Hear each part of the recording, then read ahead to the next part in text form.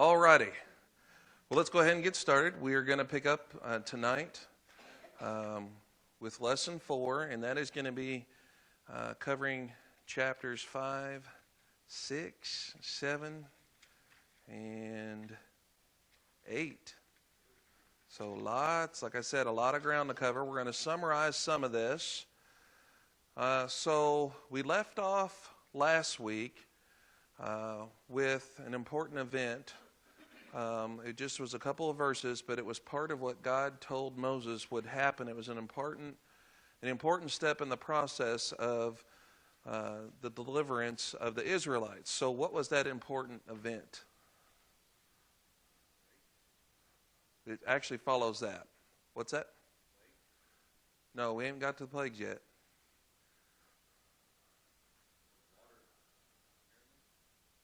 No, we ain't got there yet. Okay, so there was a number of things that God told Moses would have to happen, or that were going to happen, once he met him at the burning bush.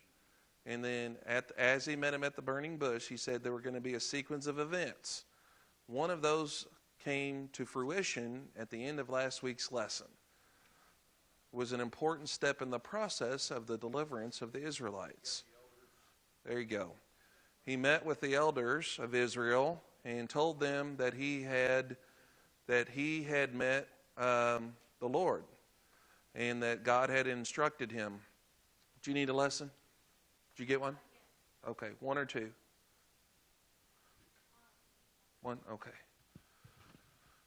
So he met with the elders, and what took place there? He and Aaron met with them. What took place? How? Yep, threw the rod down, right? The things that God's told him that he was going to do to gain their, to have credibility, his credentials. Leper's hand inside his cloak or whatever, and the other one was the Nile to blood, but we don't believe that happened at this point in time. So he was able to do some things to gain their ear, their approval, that credentialed he and Aaron for what they were about to do. So they had Israel on board, and the elders then would be to convince the people that things were moving in the right direction. It was a new day. You can imagine there was some excitement, and there were some things going on. So, need a lesson? Oh, okay. All right, so that's where we're at. So following that, we begin in, we're going to be picking up in chapter 5. So I always like to include some good typos in the lesson. So you have one right off the bat here. Fullness, I believe, has 2 L's. So you can squeeze another one in there. In the fullness of time, God intervened in a mighty way on behalf of his people. During the 430 years in Egypt, Israel had learned to trust God. The people developed socially and numerically. The nation Israel was forged in the furnace of Egyptian suffering. At the same time, circumstances were ripe for God to bring judgment upon his enemies. The iniquity of the Amorites was about full. You can reference Genesis 15:16, what that's referring to. And the pretentious idolatry of Egypt cried to heaven for judgment. In Exodus chapters 5 through 15, 2 great leaders engage in a battle of the wills. Representing the people of God was Moses, a man raised in the Egyptian royal court and disciplined in the desert. His adversary was the Pharaoh of Egypt, an autocratic despot with delusions of deity. And so we come to chapter 5, the initial confrontation. So bolstered by the expression of confidence voiced by the people of Israel and by the promises of ultimate victory given in the wilderness, Moses and Aaron boldly marched to Pharaoh's palace to deliver God's demand. So, again, let's try to put ourselves in their mindset, in their shoes, what they're expecting. So they had so far observed Moses had some pretty bad stuff happen with his wife and son, right? But following that, he had something that was a good thing that happened that God told him was going to happen. Or it might have been prior to. Okay, yeah, actually it was following. Following that event with Moses and his wife and his son with the circumcision, remember all that? Something good followed that bad thing that God told him was going to happen. Yeah, Aaron come out and they met him in the wilderness. So that was a good reunion, right? So God told him that was going to happen. It happened. Then God told them what was going to happen, that they would go before the elders and they would gain their approval, and that happened. So now they're going before Pharaoh boldly. What do you think their expectations were? Yeah, we're going in there, going to tell Pharaoh what's what. Everything's going according to plan, and we're going to leave out of here with our people. Easy peasy. You think they had some expectation of immediate success? Do you think they had any idea what they were in for? What's that? Okay. Okay. Just keep that in mind, that thought right there.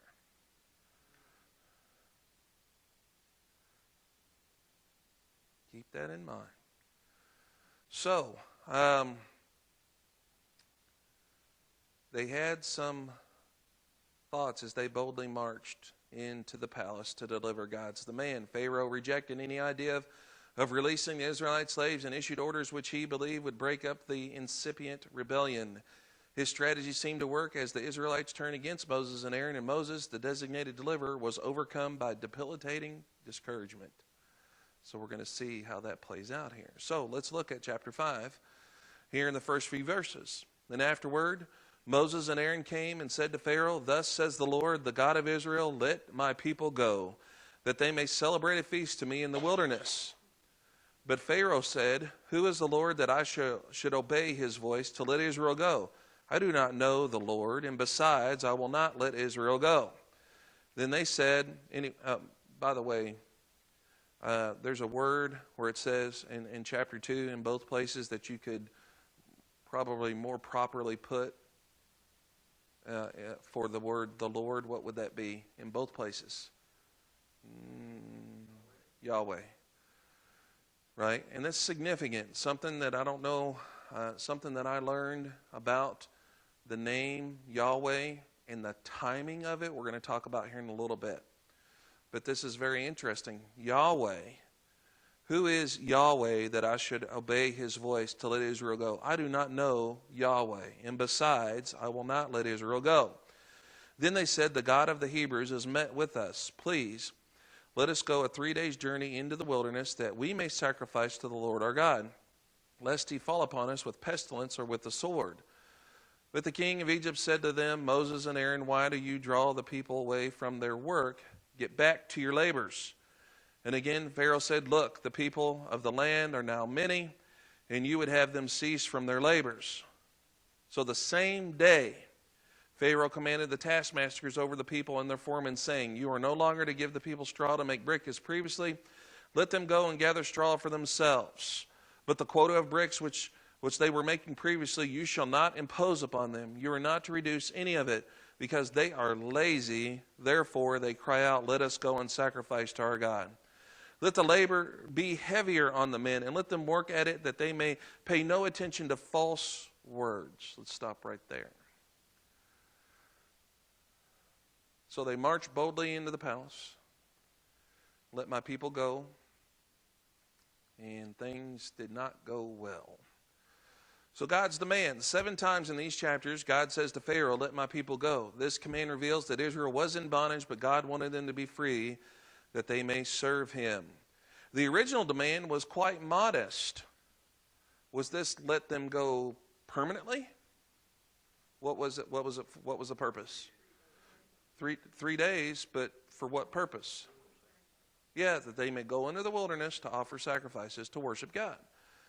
That they might offer sacrifices to Yahweh. This demand, modest as it was, set the stage for the confrontation which had repercussions for Pharaoh, Moses, and Israel.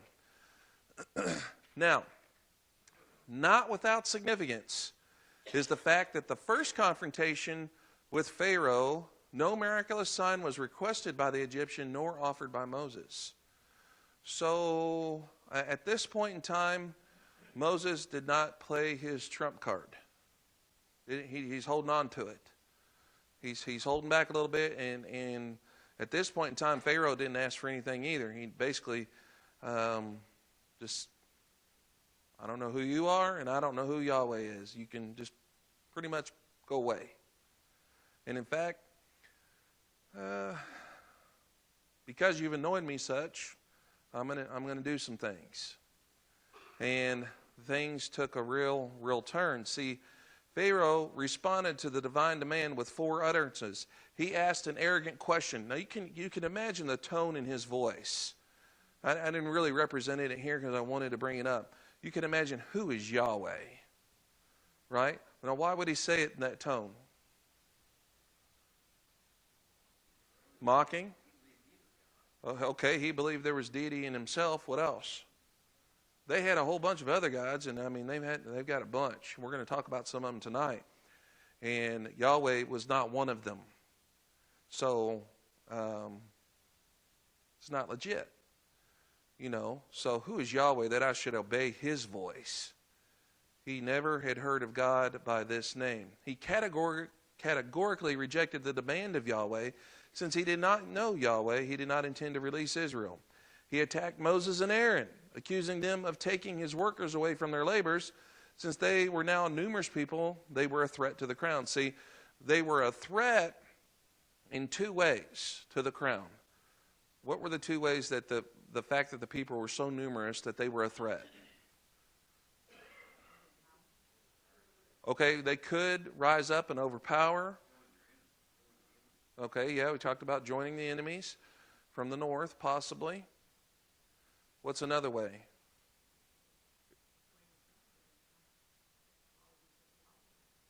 Okay. Okay, that would be kind of like a military coup if they were to kind of take over in that way. But what another way that they were a threat to them? It's really the way that's spelled out here in the text. Yeah, you're taking away our labor for you. You're going to undermine all of our building projects and infrastructure things that we're doing.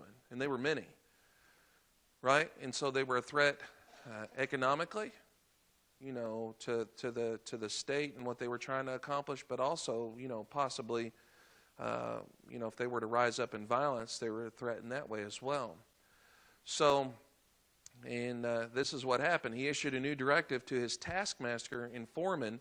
No more were they to supply straw to the Israelites.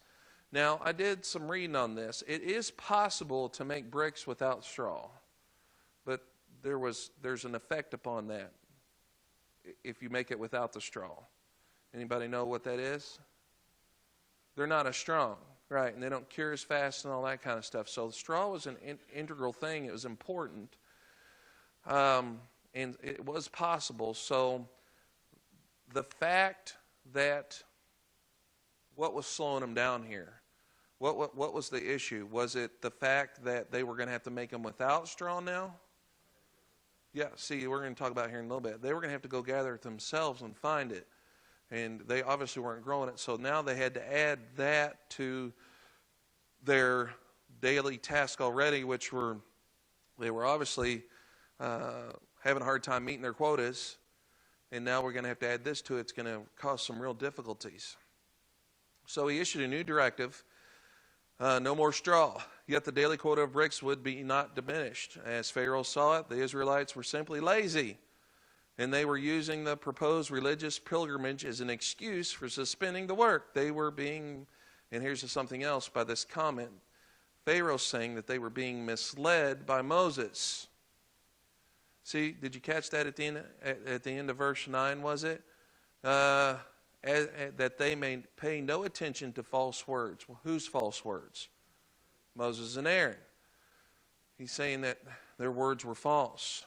So Pharaoh intended to drive a wedge between the Israelite slaves and their would-be deliverer. Was this a wise tactic? That is very shrewd. See, what could he have attempted? Pharaoh.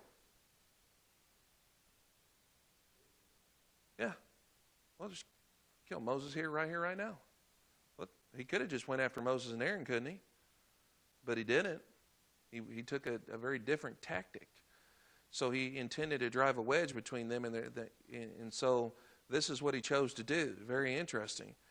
And he was successful. The Israelites, embittered by their new burdens, turned their wrath against Moses. Now, go back to the end of chapter 4 and think about what's going on there, right? So the people believed, and when they heard that the Lord was concerned about the sons of Israel and that he had seen their affliction, then they bowed low and worshiped. So how are they feeling at that point in time? At the end of chapter 4. Oh yeah, we're getting out of here. Moses come to deliver us. He cares.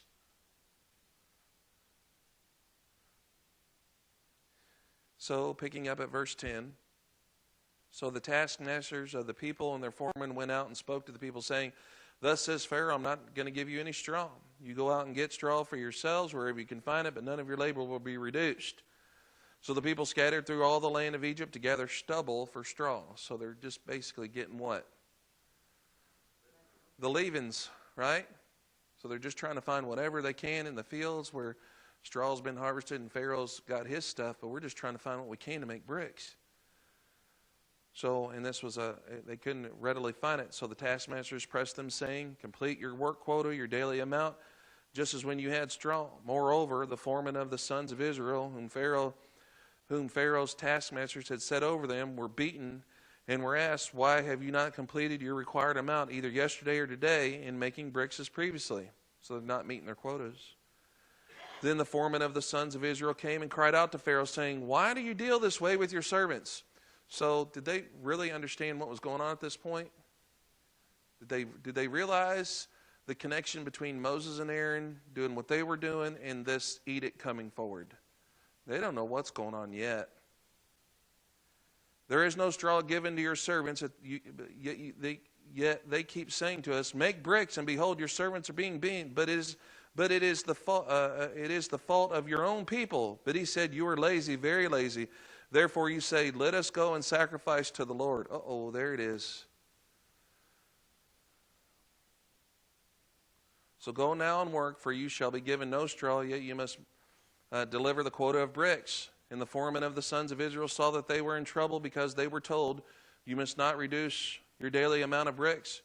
When they left Pharaoh's presence, they met Moses and Aaron as they were waiting for them. Okay, so now they put 2 and 2 together, right? And now they want answers. What have you done? What have you done? And they said to them, May the Lord look upon you and judge you, for you have made us odious in Pharaoh's sight and in the sight of his own servants, to put a sword in their hand to kill us. You know, things weren't great before you got here, but now it's awful. And now you've even given them a reason for them to kill us. Thanks a lot. Now, I told you to remember where you were just a minute ago. What was your statement that I told you to remember? Do you remember? God's with us. Where's that right now? Now, again, circle back to Moses and Aaron. How do you think they're feeling right about now? What's going on? What is going on? I don't think they expected this. So the foreman's anger, we kind of sum that up. How was it possible for them to meet their quotas when the Egyptian would give them no straw? Let's move to page 3. Pharaoh offered them no sympathy. He accused them of being lazy. The foreman now realized that the failure of the taskmasters to provide straw was not an administrative snafu, but state policy. They found Moses and Aaron waiting for them, and they bitterly attacked the brothers. They called upon Yahweh to judge the two for having made the Israelites repulsive to Pharaoh and his servant. Far from delivering them from oppression, Moses and Aaron had given the Egyptians an excuse to kill them. Thanks a lot. So we have some real discouragement setting in with Moses. Terrible discouragement. Caught off guard by the sudden reversal of popular support, Moses plunged into discouragement. He went to the Lord with a prayer of complaint. No deliverance had been effected by presenting God's word to Pharaoh. On the contrary, the plight of the people was worse than before. Moses wondered why he had been sent to Pharaoh at all, if only to bring trouble. And so, verses 22 and 23 of chapter 5, he says, O Lord, why have you brought harm to this people? Why did you ever send me? Ever since I came to Pharaoh to speak in your name, he has done harm to this people, and you have not delivered the people at all.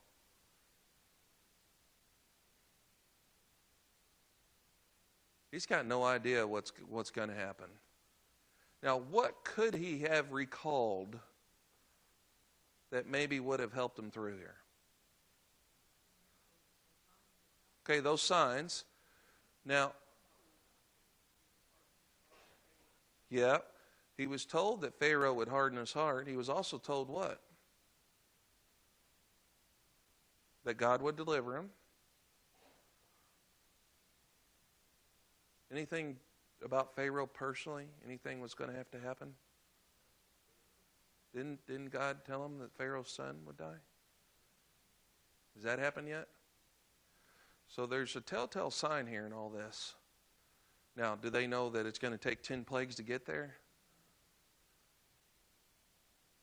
So there's a lot. Now, here's a question. Why not just deliver him on the first go at it?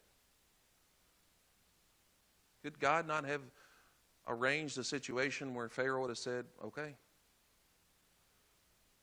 Couldn't he have put pressure on him right from the get-go?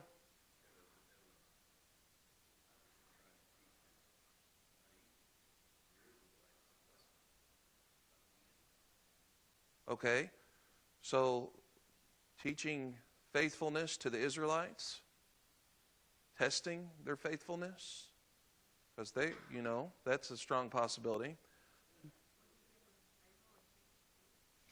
Giving Pharaoh a chance, certainly. Okay, it was to show God's power, absolutely.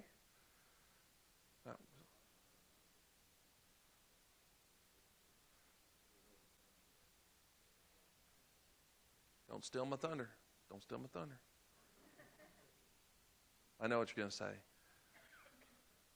So there was judgment upon the gods of Egypt. That's what I know. We're going to look in detail on that on each plague, and we're going to flesh that out a little bit about what Gary's saying there. So there's judgment here. There's testing. There's teaching. There's a lot going on here for Moses, for Pharaoh, for the Egyptian people, and for the Israelites. That's going to happen through this whole process. But I do believe that at any point, Pharaoh could have chosen to honor his word. But here's an interesting question.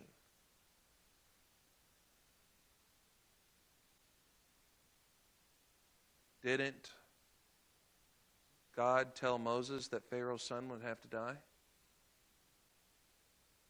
So does that mean that Pharaoh didn't have a choice?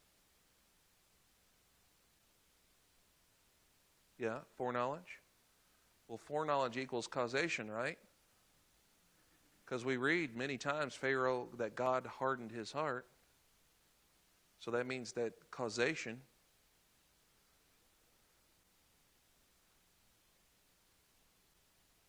Okay, so the reason this is an important thing because the way this reads, it talks about Pharaoh hardened his heart, or in times that God hardened Pharaoh's heart. When we read this, and we see that come up in Scripture from time to time, don't we? Is God causing Pharaoh's heart to be hardened to where he has no free will? No. How do we understand this? How is God involved in this as far as God's will? Remember how we talked about there's two words. We talk about God's will. Prescriptive and permissive. So God prescribes things that will happen, but he also permits things. Which one happens more often when we talk about in the affairs of man? Prescriptive or permissive? Permissive, right? So through his permissive will, he allowed Pharaoh to harden his own heart. That's the way that I think it's to be understood. I don't think at any point in time here Pharaoh did not have free will. Anybody have a different thought on that?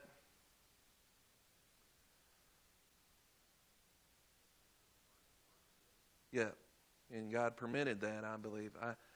It has the same sense that I believe in Romans 1, that God's withdrawing any of his providential, any kind of providence from that person and just giving them over. And that's just complete, any kind of providence that surrounds an individual, protection or any other kind of thing like that. We understand that God's involved. I think he's completely withdrawn any influence and giving Pharaoh over to those things, just like it says in Romans 1, to the hardening of their hearts and the deceitfulness of sin. And so I do believe that's what's taking place here. So make sure that as we come across these things, that's how we understand this. Anybody have any questions? Go ahead. Permissive and prescriptive. Well, God's permitting these things to occur.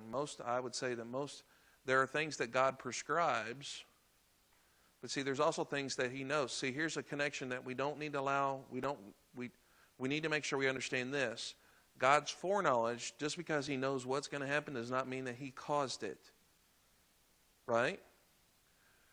So that's a very important thing to understand, is God's foreknowledge, because he does know, does not mean that he caused it. We still have free will creatures acting here. But see, he did know what was going to unfold. And that's how he was able to tell Moses what? Yeah, he was going to tell him, Pharaoh's going to harden his heart, and it's going to end up in him losing his son. Yes.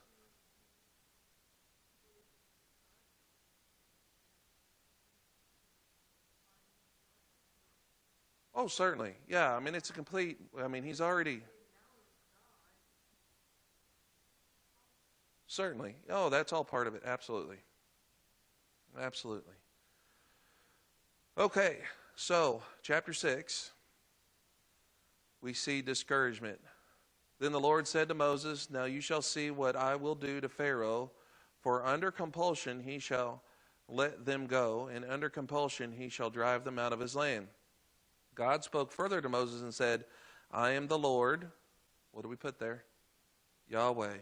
I am Yahweh, and I appeared to Abraham, Isaac, and Jacob as God Almighty. That's El Shaddai, right? But by my name Yahweh, I did not make myself known to them. Okay, let's just stop here. What's it saying? Who did not know God's name Yahweh? They knew him as God Almighty, El Shaddai. The patriarchs. So God is now, at this point in time, revealing this in a new way.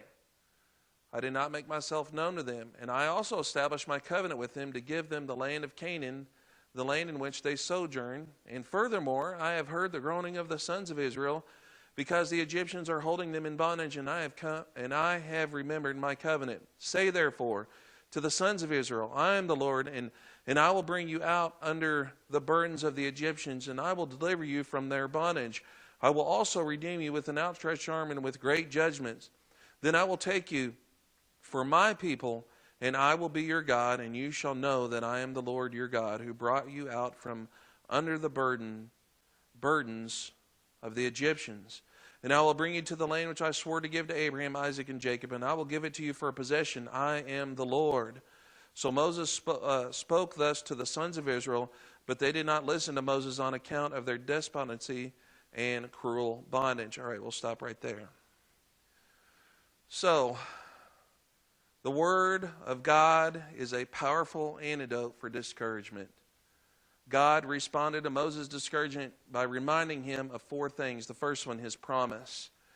Because of God's mighty hand, twice mentioned, Pharaoh would not merely allow Israel to leave Egypt, he would drive them out. Drive them out. His name.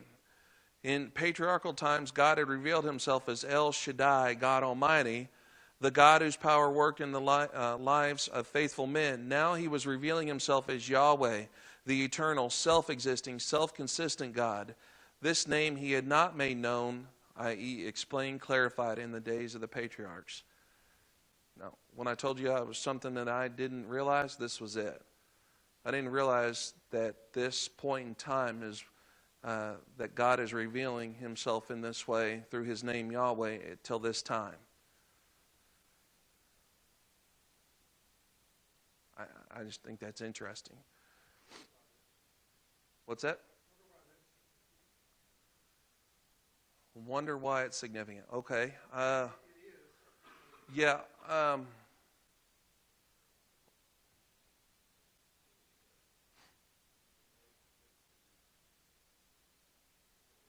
Right. Right. Mm-hmm. Redeemer and deliverer. Yeah, I think there's a lot to that. To look at the nuances. Again, when we come back, especially, I mean, how important is these events that we're reading about in the history of God's people, including the church? I mean, this is huge, right? I mean, there aren't many things in the Old Testament that are bigger than this. Because the things that are about to unfold here, I mean, when we talk about typology, we talk about the types and the things that are going to take place.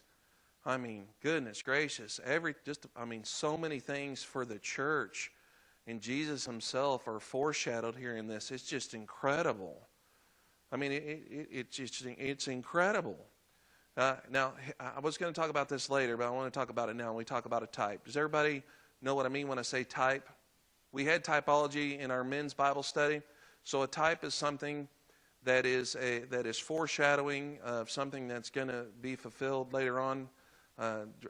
Most times it's directly linked to Jesus. But the tabernacle is a type. Different things within the tabernacle that we're going to find out are types. Now here's one I hadn't heard, and I want to see what you think. In Warren Wiersbe's book, he said that Pharaoh is a type of Satan.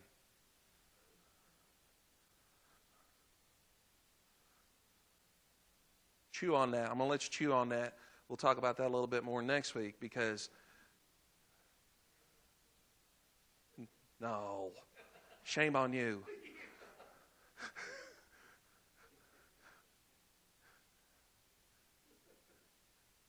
You got, 10 points earlier? You lose 10 points for that one.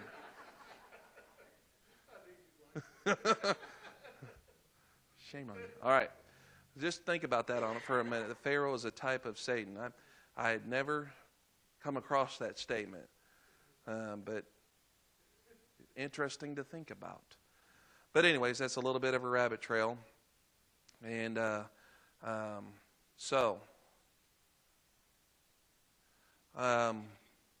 we're talking about his name. So his promise, God reminds him of his name, that this is a new thing that's out there, Yahweh. His covenant, God's covenant with the patriarchs, was that he would give them the land of Canaan where they lived as aliens. Who lived in Canaan as aliens? Abraham. Remember, Abraham never really had a place to call home, did he? But they lived there, right? So now this is the place, this is the land that I'm going to give you, Abraham, Isaac, and Jacob. And now they're going to have that back. Okay, his compassion. God had taken note of the groaning of his people, and he remembered his covenant. So, because of that, he reminds Moses these things. He kind of tries to get him back on board and get him back on board out of this pit of despair and encouragement. There's another reference for you, for those who know. It's from The Princess Bride. Okay, so he gives them an assignment. So he gives them an assignment to go back to who?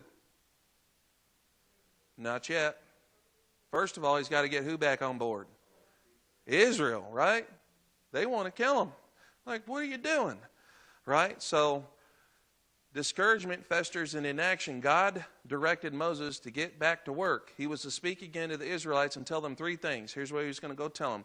The eternal God would be true to his promises, verse 6.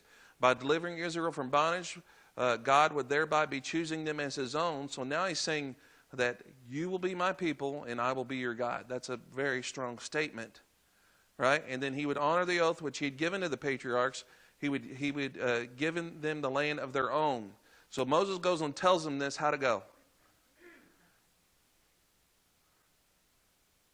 How to go? No, it didn't go well, right? Yeah, verse 9. Moses obeyed the Lord and delivered the message. The discouragement of the Israelites, however, was so great that they would not listen to the words which he spoke. So things were bad. So he does not have Israel on board right now. But then God gives him another assignment. He says, go to return to Pharaoh to demand the release of God's people. Now, just for a second, he's been given this assignment to go talk to Israel. They reject him. And now he's saying, well, okay, go to Pharaoh. What do you think Moses was feeling right about that point in time?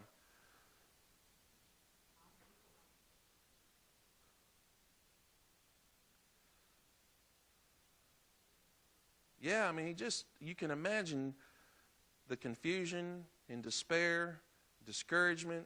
I'm wondering what's going on here. Why am I in the middle of all this? Because he wanted to do this from the beginning, right? Yeah.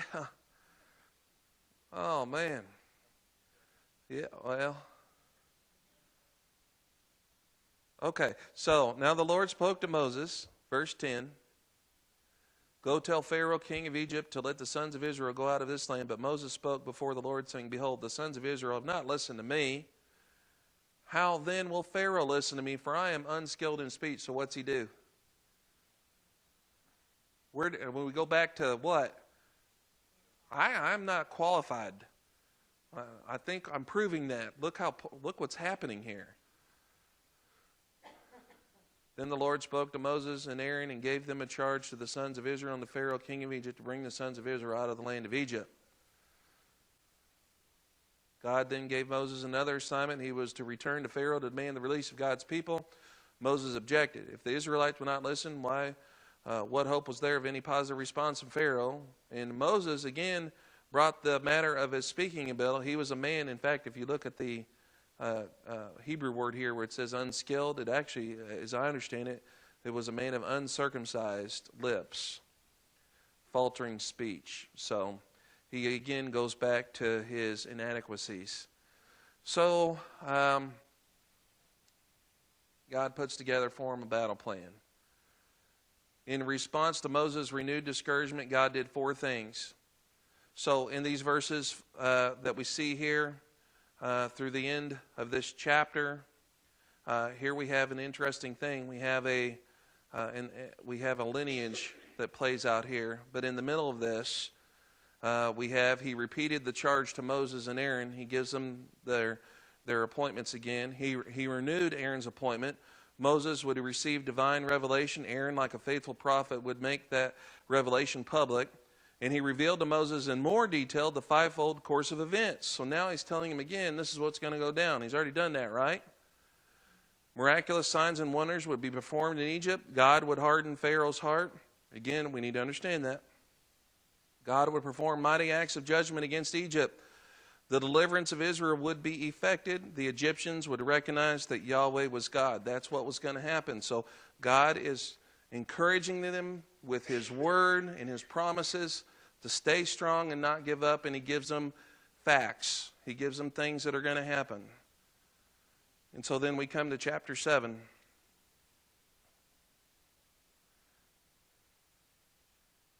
And we find Now here's an interesting verse. 7:7 says Moses was 80 years old and Aaron 83. So that's kind of a good, that gives us their ages. Kind of a further evidence. Now we pick up at verse 8. Now the Lord spoke to Moses and Aaron, saying, when Pharaoh speaks to you, saying, work a miracle, then you shall say to Aaron, take your staff and throw it down before Pharaoh, that it may become a serpent. So Moses and Aaron came to Pharaoh, and thus they did just as the Lord had commanded. And Aaron threw his staff down before Pharaoh and his servants, and it became a serpent.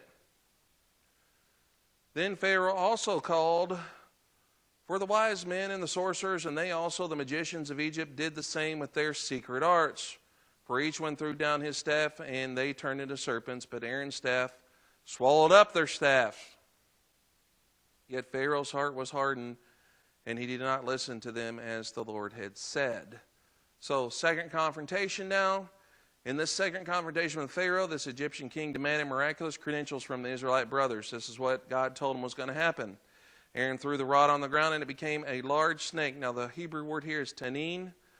Okay, in the other places, like in chapter 4, verse 3, this is not the ordinary word for serpent. That is the one that's used in 4:3. In fact, the basic meaning of the Hebrew root here is something large, powerful, or mighty. Some commentators think it was a crocodile. Now, I had not heard that before. But it is a different word than other places in this passage where it's used for something large and mighty. Pharaoh summoned his wise men, his counselors, sorcerers, and magicians. They did the same thing with their secret arts. Let's ask the question, how were they able to duplicate this miracle? What are some possibilities? Okay, so we have some listed here. An optical illusion. Maybe that's a possibility. That's a big part of magic, right? A satanic miracle. Is that a possibility? Okay, so sleight of hand magic, snake charming. Some have suggested that this may be the case. By pressing certain muscles in the back of the neck of an asp, it can be made to appear rigid. Seems like a bit of a stretch, doesn't it? Does it matter how they did it?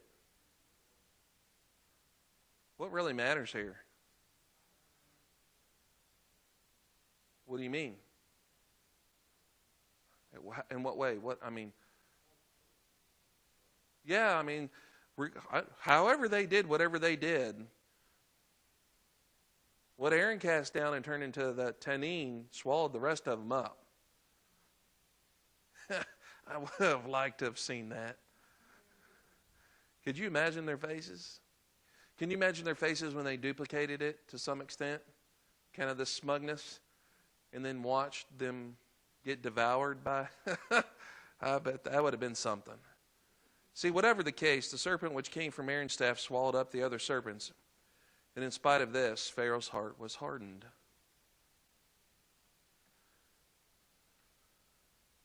So now we come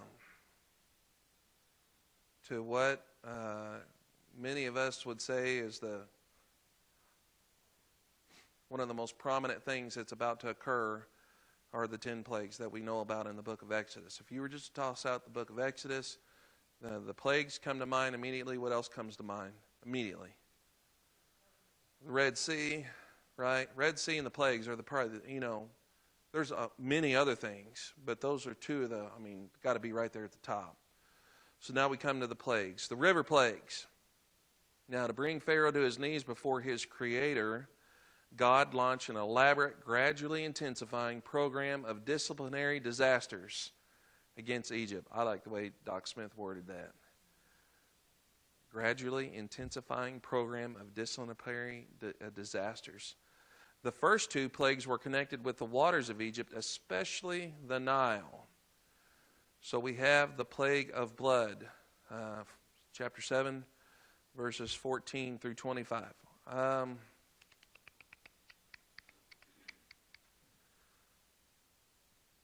Let's read that. Anybody want to help me with that? Go ahead.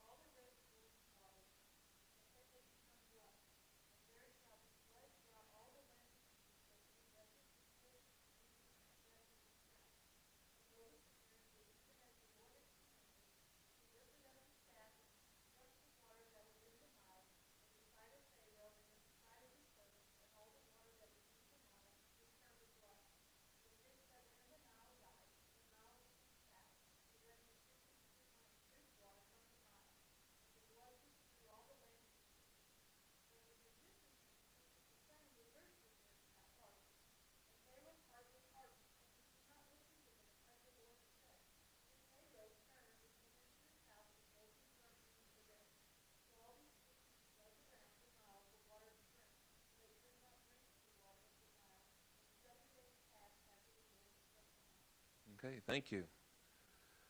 For a third time, Moses confronted Pharaoh. This time at the Nile River, where no doubt the king had gone to perform some religious ceremonies. Moses announced what he was about to do with his staff. In this he said, "You shall know that I am Yahweh." Is Moses saying that he is Yahweh? We don't ever want to take it to mean that, right? He's speaking that you'll know that God is Yahweh. He would smite the water of Egypt with his staff, and they would turn to blood. Now, what was the result? How did this happen? How did this happen? Have you guys ever heard of these explanations? That there was red clay, runoff, an algae bloom, red algae, combination of these things. Okay? So that they say that there's some biblical commentators that say that was what was happening here. What are your thoughts? Okay, great point, and that's what I wanted to point to. How did the red algae bloom and the red clay get into their homes, and it happened instantaneously? It said all the if they had taken water from the Nile and stored it in stone containers or wood containers, which that would be in many of the homes, right? How did that turn to blood? How did that turn red in an instant? Runoff from the clay? No. No, I don't think we need to look for any kind of natural explanation that say that God was using a natural explanation. Some people do that. And they also try to connect one plague to the next. Well, this happened, which caused this, which caused this, which caused this, and we end up you'll see what I mean if we get going here. So I don't think that should be in our minds, or we should even attempt to find a naturalistic explanation that God is using natural things in the way that they normally occur to cause these things to happen. The algae and the clay? Probably not all the fish. It says all the fish. Yeah. Now, here's the thing which Gary was referencing. These plagues were designed, in many scholars believe, and I believe as well, that these were an affront to many of the Egyptian gods. These were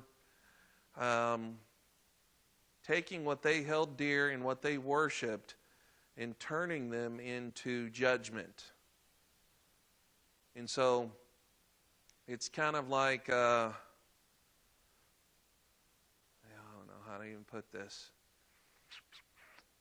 Okay, back in the day there was a player, his name was Derek Anderson, and he committed to U of L. Well, he eventually turned to the dark side and went to Kentucky, and then he whooped. Kind of the same thing here is like something that which you held dear is now going to be whooping you, right? And so, yeah, he did too. That's when they were. So anyway, keep it up. Yeah, there was a good team. Now, so this plague was an affront to many of the Egyptian gods. So these are a list here. I'm going to give you some details about some of these. So this plague in particular, the first one here is the Nile turning to blood. This was a very kind of important thing right off the bat here. Happy, I don't know how else to pronounce that, or Hep, or Hap, or Hapi, the god of the annual Nile inundation. So every year the Nile would flood, and this would actually be a good thing.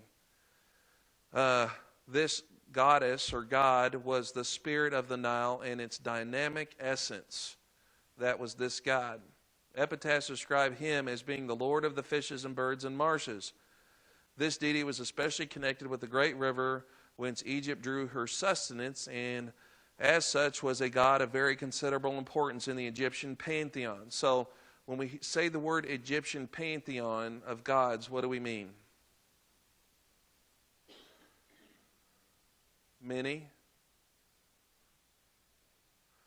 Okay. Yeah, what we mean here is that there's a hierarchy of gods. You guys are probably more familiar with like the Greek and Roman gods, right? There's a hierarchy within those, right? Same thing within the Egyptian ones. Some are more revered than others.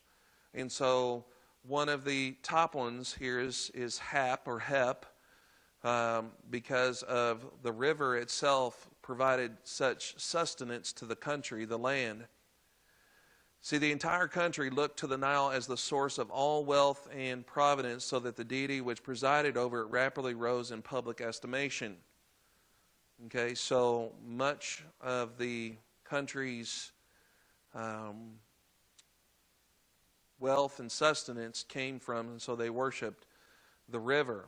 Okay, so there's one. Now, the next one that was connected to this as well. So this one was hitting many of their gods, the Nile, right off the bat. Was Khnum, was the guardian of the Nile and creator of water and life. Khnum is represented as a human being with a ram's head. And so, as the fount of Egypt's fertility, the supposed source of the Nile was linked to the ram-headed creator god Khnum, who was believed to have fashioned humankind from Nile mud on a potter's wheel. So, human life now is formed at the mouth of the Nile by this god, so it's also the source of life. Now, another one that you may be familiar with, if you may have seen this in movies and stuff, this name is mentioned, the god Osiris. Heard of that one? Okay, Osiris was the god of the underworld. Now, I don't know if you knew this. He held the same position that Ra did in the land of the living. The Egyptians believed the Nile was his bloodstream. So Osiris's bloodstream was the Nile. And so this is an affront to him. The exodus of the Hebrews was a nose-thumbing directed not just at the power of the Pharaoh in his court, but at the power of the Egyptian gods themselves. The plagues were designed to ram home the impotence of the Egyptian pantheon. The Nile, the bloodstream of Osiris and lifeblood of Egypt, was turned to blood and became foul and poisonous. And we're going to find out here too that frogs sacred to Osiris appeared in numbers so great that they were transformed into pestilence. So you've got Osiris, and now then you have Sothis or Sopdet, was the goddess who was heralded as the bringer of the annual inundation of the Nile River of the new year. So there's another one attached to this, that this is an affront to that. And finally, the river itself was deity, or the very lifeline of Egypt and the center of many of its religious ideas. The Nile was considered sacred by the Egyptians. And the very first thing that Moses does is we turn it to blood. And all the fish die, and all their source of life and stuff is now, it's putrid.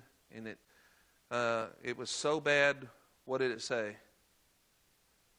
You guys remember what it said in the scripture? How it affected them? It was so bad they couldn't even get anywhere near any bodies of water because it smelled. There aren't too many things that smell worse than a dead fish. Yeah, or how about all of them? Can you imagine? Ugh.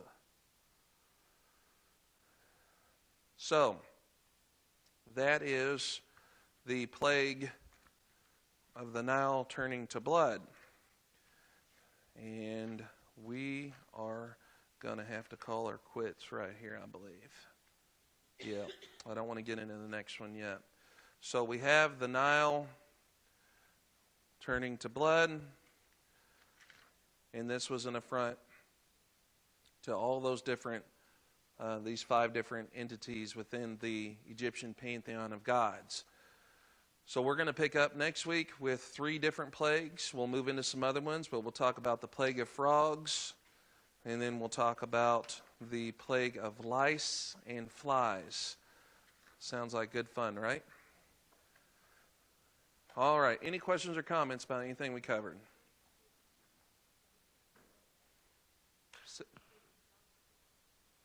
Sothis? Okay, let me get back to that. What, the god? Okay. Yeah, that was, the goddess who was heralded as the bringer of the annual inundation of the Nile River in the new year. So she was the goddess of, like, the flooding of the river in the new year. She was associated with the prosperity that came from the fertile soil left by the receding Nile. So after the wet season, the Nile would recede, and then that would leave fertile ground that they would use, and so that they worshiped that, and there was a goddess attached to that.